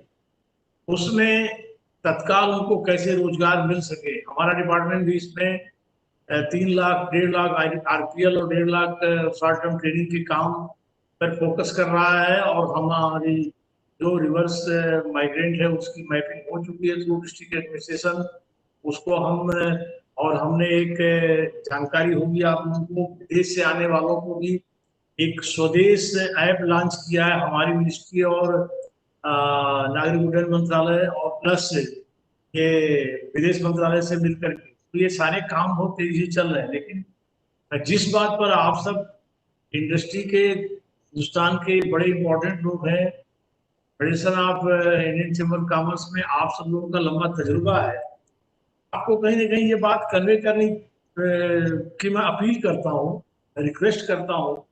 देखिए, कई जगह इंडस्ट्री मालिक ने या स्टेट के एडमिनिस्ट्रेशन ने वो माइग्रेंट से उनको बोला, आप मेरे बेटे हो, आप मेरे भाई हो, आपने पुरुषार्थ किया, आपने परिश्रम किया, आपके पसीने से आज हमारी बिल्डिंग खड़ी, हमारी फैक्ट्री खड़ी, हमारा स्टेट खड़ा है। एक राज्य के चीफ मिनिस्टर ने तो अपने को बोला कि आप मेरे विकास के प्रतिनिधि हो, आप यहाँ रहो, खाओ, सब कुछ आपका है। कई फार्म हाउसेस के मालिकों ने कहा, बेटा सब आपने कमाया है, ये आपका है। तो ये जो एटमॉस्फेयर दिया उन्होंने, वहाँ जो है प्रवासन, वहां से माइग्रेशन कम हुआ, लेकिन कुछ जगहों पर लोगों ने उनको अपने हाल पर छोड़ दिया। उन्हें, जिन्होंने उनकी वर्षों सेवा की, उनकी बिल्डिंगें खड़ी की, उनकी इंडस्ट्री को बिल्डअप किया, उन्होंने उनको 2 महीने उनको संभाल नहीं सके। परिणाम हुआ कि ऐसी अफरा तफरी मची। आज की फील्ड में मैं आप फीडबैक दे रहा हूँ, अभी भी कितने ऐसे इंडस्ट्री के हैं, हम लोग तो देहातों की राजनीति से भी जुड़े हुए हैं, कि अपनी गाड़ियां भेज के वो माइग्रेंट को बुला रहे हैं, इज्जत से बुला रहे हैं, माइग्रेंट वापस जा रहा है कहीं कहीं। ये जो चीजें हैं, इसमें इंडस्ट्री पार्टनर से मेरा और इंडस्ट्रीज के आप देश के इतने बड़े ऑर्गेनाइजेशन में अपनी ये जो ह्यूमैनिटेरियन सोच होनी चाहिए, मानवीय सोच होनी चाहिए, काउंसलिंग जरूरी और काउंसलिंग का बेस होना चाहिए कि मानवीय सोच से उन माइग्रेंट को लोग कंसिडर करें, उनसे रिलेशनशिप बनाएं, उनको तवज्जो दें। हमारी सरकार तो कितना आगे बढ़ के काम, अभी परसों कैबिनेट ने डिसीजन लिया कि हम जो लगभग 160 शहरों में जो बिल्डिंगें अधूरी है उन बिल्डिंगों को हम पूरा कराएंगे, गवर्नमेंट सपोर्ट देके पूरा कराएंगे। और इंडस्ट्री यदि उसे कम कास्ट पर ले सके तो ले ले, और माइग्रेंट को रहने के लिए किराए के रूप में या अपने माइग्रेंट्स के अपने इंडस्ट्री वर्कर्स को रहने के लिए दे। माने इंडस्ट्रीज को इतना फ्रेंडली सपोर्ट गवर्नमेंट तैयार है, तो इंडस्ट्रीज के लोगों से मेरी अपील है कि उन्हें भी गवर्नमेंट के इस नजरिए को अपना करके उस हिसाब से काउंसलिंग, उस हिसाब से कम्युनिकेशन रिलेशनशिप बनाने की जरूरत है। आज निश्चित तौर से ये जो कोविड के बाद की आपका जो सब्जेक्ट बड़ा ही मौके का है, बड़ा रिलेवेंट है। इसके बाद रोजगार के काम के अवसर बदलेंगे। अब जैसे आज मेडिकेशन है, डॉक्टरों के फील्ड में निश्चित तौर से एक बहुत हैवी परसेंटेज आने वाला है कि टेली कम्युनिकेशन से, टेली मेडिसिन से लोगों को एडवाइस देना, फिजिकली एक दूसरे को अटेंड करने से डॉक्टर्स भी बच रहे हैं, मरीज भी अस्पताल जाने से अपने को थोड़ा सेफ रखना है।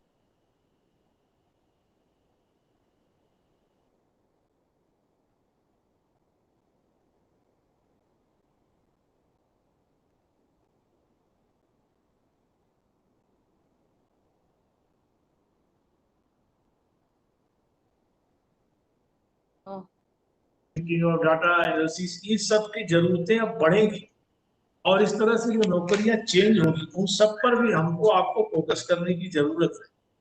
आज इस हमारा मंत्रालय इस दिशा में कई तरह से काम कर रहा है। अभी आज मैंने एक लॉन्च किया है SMIS, skill management information system. आज मैंने NSDC के थ्रू तैयार कराया हुआ, बेटर प्लेस कंपनी बेंगलुरु की उसने उसमें कोऑपरेट किया है, गवर्नमेंट ने ओन किया है हमारे डिपार्टमेंट ने। इससे उसको मैंने एक नाम भी दिया, असीम आत्मनिर्भर भारत के कंसेप्ट के साथ स्किल मैपिंग, आत्मनिर्भर एम्प्लॉयर मैपिंग डाटाबेस का एक सेटअप तैयार किया और उसको आज मैंने लॉन्च किया, ताकि एक क्लिक के ऊपर, मैं चाहूंगा फिक्की भी अपने को इससे लिंक करे, जोड़े, इसमें सहयोग करे। एक क्लिक पर कहाँ पर स्किल गैप है वो भी आएगी, कहाँ पर स्किल पर्सन अवेलेबल है वो भी आएगी, कहाँ पर उसको जॉब अपॉर्चुनिटी है वो भी आएगी। और इसमें इस तरह से एम्प्लॉय और एम्प्लॉयर एक दूसरे से कम्युनिकेशन करेंगे और जॉब की आने अपॉर्चुनिटी इसमें से उपलब्ध होगी। और एक क्लिक पर आदमी उपलब्ध रहेगा काम करने के लिए, और एक क्लिक पर आदमी स्किलिंग के लिए उपलब्ध, उसको उपलब्धता दी जाएगी। एम्प्लॉयर को भी सुविधा रहेगी, एम्प्लॉय जो कल को रोजगार चाहता है उससे भी सुविधा रहेगी। और हमने मैं समय कम है लेकिन बताऊं, मैंने PMKY3 की जो प्लान की है, गवर्नमेंट ने उसको 1 वर्ष के एक्सपेरिमेंटल अप्रूवल दे दिए हैं। उसमें भी डिमांड बेस्ड स्किलिंग पर हमने बल दिया है। तो इसके इन सब इस परिस्थितियों में आज जो हमारे राष्ट्रीय हमारे कौशल NSTIs हैं, ITI जो मॉडल ITI हैं, उनमें हम अब जिसकी रिक्वायरमेंट है, पहले से भी चल रहा था लेकिन हम उसको फोकस करने वाले हैं। इंटरनेट ऑफ थिंग्स पर, स्मार्ट हेल्थ केयर और smart city, 3D printing, drone collar, solar tech, जिस तरह की जो कम से कम फिजिकल निकटता कम हो और डिस्टेंस बनी रहे, इस आधार पर हम सबको काम के अवसर और इस तरह की अप स्किलिंग, रीस्किलिंग, इस पर जोर देने की हमारी डिपार्टमेंट की पूरी कोशिश है। और आपकी जो रिपोर्ट्स है, उस रिपोर्ट्स के आधार पर भी हम अपने डिपार्टमेंट के संग चर्चा करके अपने अधिकारियों से उसको भी उपयोग करेंगे। हम आज आप सबसे ये एक अपेक्षा करेंगे कि आप फिक्की के लोग हैं, CI के लोग हैं, एसोसिएशन के लोग हैं, चैम्बर्स के लोग हैं, आज आपकी भूमिका बड़ी हो गई और जिसमें आपका एक लंबा इतिहास है अच्छे काम। तो इस फेडरेशन के लोगों को थोड़ा आगे बढ़ के, क्योंकि देखिए रोजगार के साथ साथ, कारोबार के साथ साथ आज सोसाइटी के प्रति रिस्पॉन्सिबिलिटी की जरूरत ज्यादा आ गई है। क्योंकि इस समय सबसे आप देख भी रहे हैं कि ऐसी परिस्थिति में देश जब कभी कभी कुछ, मैं उस तरफ पॉलिटिकल नहीं ले जाना चाहूंगा, लेकिन आप व्यक्तिगत जीवन में भी ऐसा होता है कि कोई आदमी यदि परेशान रहता है, उस समय दूसरा जो है उसकी परेशानी का फायदा उठाना चाहिए। तो भारत दुनिया की दूसरी सबसे बड़ी आबादी का देश है और उसमें अब इस कोविड के चलते जो कंट्री के सामने चुनौतियां आई हैं, इन चुनौतियों के परिप्रेक्ष्य में कुछ ऐसे लोग जो हमारे देश के दृष्टिकोण अच्छे नहीं थे, उन्हें फायदा उठाना चाहा। लेकिन आपने देखा हमारे लोगों ने बड़ी मजबूती से इसका सामना किया। मैं उन विषयों पर नहीं जाना चाहता हूं, आप सब बहुत ही हाईली इंटेलेक्चुअल्स हैं, हमारी इशारे को समझ रहे हैं, क्योंकि मैं आपके वेबिनार की दिशा नहीं बदलना चाहता। तो और हमारे प्रधानमंत्री का जो ये दृष्टिकोण है कि हम इस कठिनाई को अवसर में तब्दील करेंगे, और एक उन्होंने स्लोगन दिया है आत्मनिर्भर भारत, और मोदी, नरेंद्र मोदी ये नाम है वर्तमान हिंदुस्तान में। गुजरात के दौरान 6 वर्ष से प्रधानमंत्री की ड्यूटी के दौरान जो संकल्प नरेंद्र मोदी लेते हैं उसे पूरा करने के लिए खुद जी जान से जुटते हैं, पूरी टीम को जोड़ते हैं, पूरे देश को इन्वॉल्व करते हैं। तो निश्चित तौर से आत्मनिर्भर भारत का ये स्लोगन ही नहीं है, उसे करके दिखाना उनका जज्बा है। हम और आप सब लोग उसमें सहभागी बनेंगे, इस विश्वास से मैं आप लोगों से चर्चा कर रहा हूँ। तो इस अवसर को हमें भारत की मजबूती के रूप में स्थापित करना है, और संयोग से भारत के अंदर शुरू से संकल्प शक्ति का एक जज्बा रहा है। ये देश बहुत सी चुनौतियां विदेशियों के हमलों से लेकर के पहले भी 1-2 बड़ी महामारियों को शताब्दियों वर्ष पूर्व झेला है। इस परिस्थिति से मन को मजबूत करके उभरने की जरूरत है। और आज आपके मॉडर्न सेफ के PhD चैम्बर्स हो, federation of Indian chamber of commerce हो, आप लोग जो है सोचम हो, ये जो इंटरनेशनली लिंकअप करके जो ऑर्गेनाइजेशन है, इसको बैक टू पेविलियन आप जाइए। चाहे भारत की आज़ादी की लड़ाई हो, चाहे उसके पहले देश के समाज के विभिन्न वर्गों की सेवा के कार्य हो, बिजनेस सेटअप से जुड़े लोगों ने हर जमाने में आगे आके कदम बढ़ाया, हर जमाने में अपना न्यौछावर किया है। आज ये जरूरत है, माइग्रेंट लेबर से जुड़ी प्रॉब्लम, देश के अंदर रोजगार के नए सृजन, रोजगार के नेचर बदलने के बाद नए रोजगार को क्रिएट करने, और not for only migrant labour, country के और डिफरेंट सेटअप पर और दुनिया की चुनौतियों में कहाँ खड़ा होना है। एक बार फिर इंडस्ट्री से जुड़े लोगों का अब और उसके ऑर्गेनाइजेशन का रोल बहुत बड़ा हो जाता है। भारत सरकार की जो भूमिका है, उसकी हर नीतियां आप सबके फ्रेंडली तैयार की जा रही हैं। गवर्नमेंट के हाल के कई डिसीजन ऐसा है जो इंडस्ट्रीज के लोगों को हर मोड़ पर सहयोग करने के लिए, आपने MSME के लिए देखा कितने प्रकार का उनको अवसर और उनको फैसिलिटीज देने की कोशिश हुई है। अभी अप्रेंटिसशिप में हमने पिछले दिनों कुछ सरलीकरण किया था, आगे हम और लेके आने वाले हैं ताकि इंडस्ट्रीज को और अच्छी निकटता महसूस हो। चाहे वो 30 मेंबर की कंपनी हो, चाहे 300 मेंबर की हो, या 3000 की हो, या 30,000 की हो, उसमें अप्रेंटिस में और सरलीकरण। तो ये सब करके आज की चुनौतियों पर तो आपको मिलकर के एक नए भारत को, आत्मनिर्भर भारत को, मजबूत भारत को खड़ा करना है। और इस भूमिका में आप जो बेहतर प्रपोजल लेके आगे बढ़ेंगे, हम सब मिलकर के अपने बीच में बेहतर संवाद के साथ, बेहतर कोऑर्डिनेशन के साथ आगे बढ़ेंगे देश के हित में।